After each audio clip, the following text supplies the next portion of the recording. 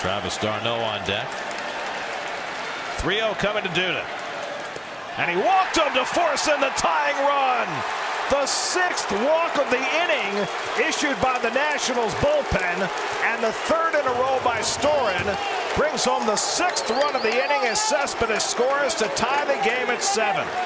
Unbelievable. Here's Neuenhuis with 2 out and nobody on, and Kirk takes outside. Neuenhuis has not had a lot of success as a pinch hitter for the Mets this season. 2 for 18. Has a hit in 2 career at bats against Papelbon. Granderson's on deck. Well, what a series Curtis is out at the plate. And Neuenhuis drives one deep right center field, headed toward the wall. It's out of here! Kirk Neuenhuis gives the Mets the lead.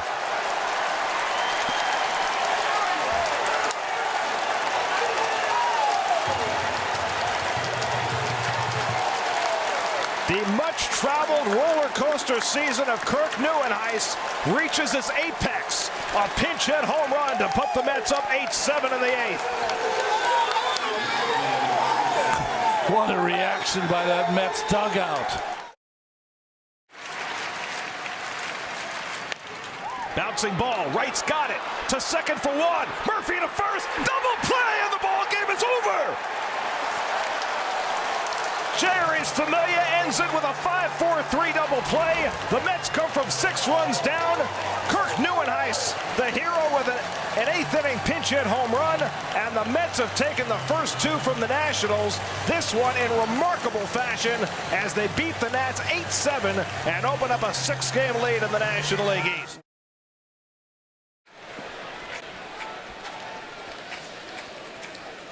Cespedes hits one deep to left center, back toward the wall, looking off, and it's out of here! Yoenis Cespedes gives the Mets the lead.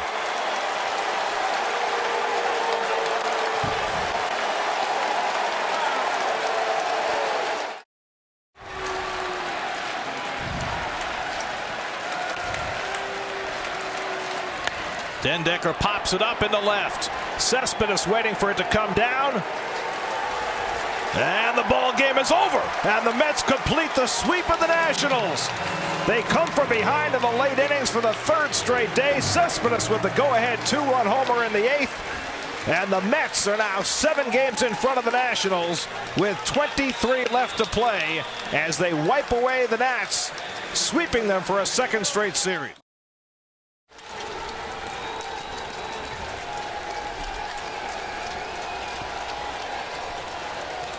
0-2 to Jay Bruce.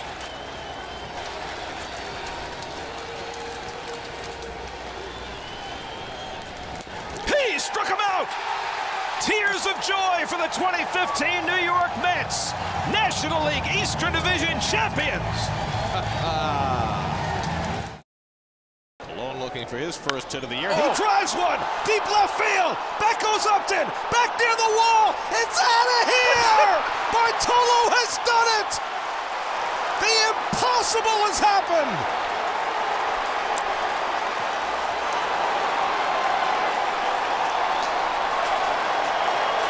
The team vacates the dugout as Bartolo takes the long trot, his first career home run. And there will be nobody in the dugout to greet him. This is one of the great moments in the history of baseball. Bartolo Colon has gone deep. I want to say that was one of the longest home run trots I've ever seen, but I think that's how fast he runs. And now they'll flood up the tunnel and give him his just due. His 226th career at bat. You knew if he ever made contact in just the right way, he was strong enough to do it. And now Bartolo has brought down the house. So they've pretty much pitched this first game of the series here. We're going into Cespedes' 5th at bat here. They are basically throwing him inside occasionally, but predominantly away, keeping the ball away from him. He drives one deep left center toward the wall. That is out of here. Cespedes wins it with a home run.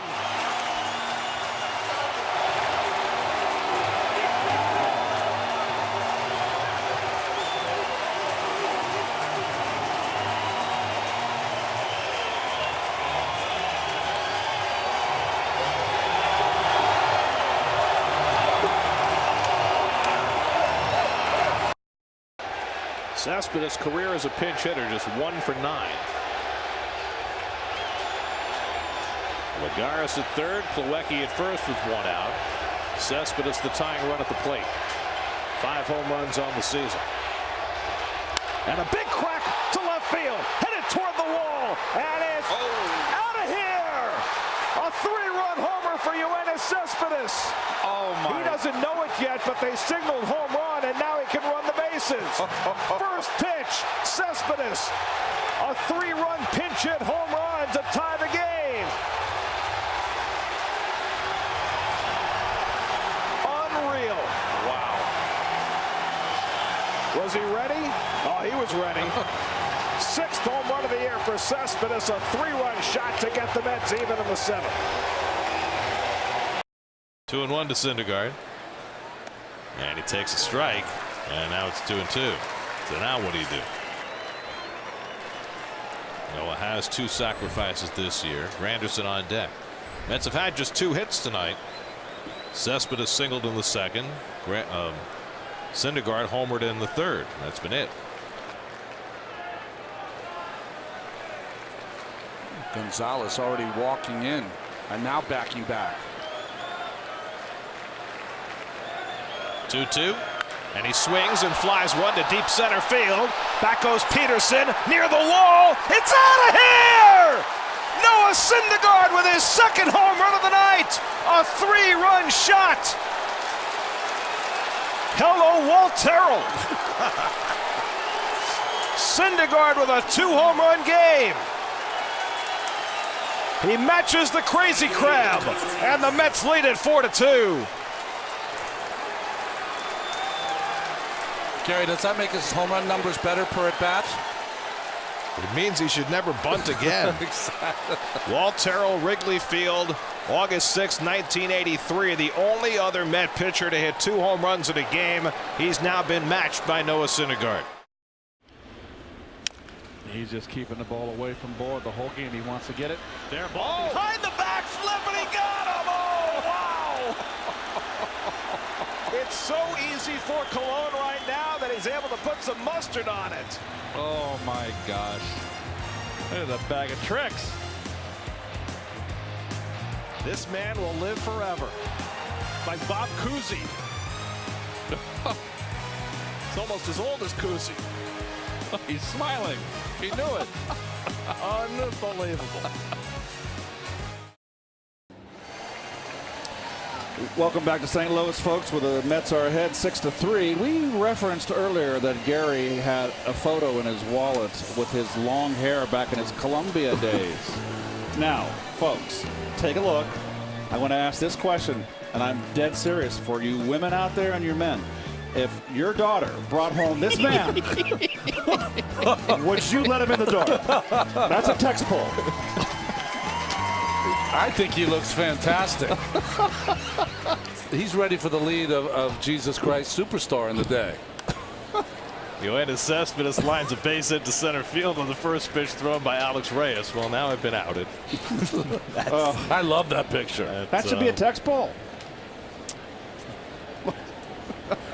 Yes, we all have a past that that seems like it was another lifetime. Base hit, fastball in. There are a couple of things at work here.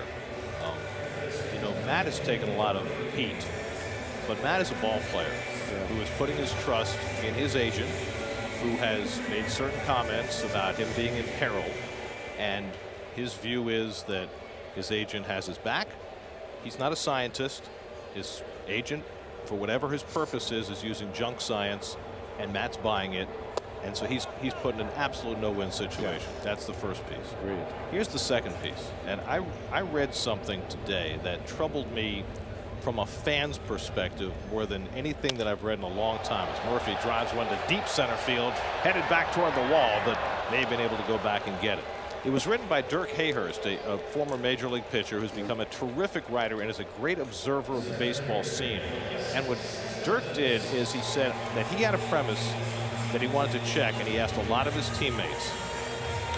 The hypothetical was, if you had a choice between having a 3-year career where you could be a top of the charts player a superstar player, but then you'd get hurt and your career would be over, or 10 mediocre years where you'd never make your mark on the game, which would you choose? And he said every single one of the major leaguers that he asked said they'd prefer the 10-year career.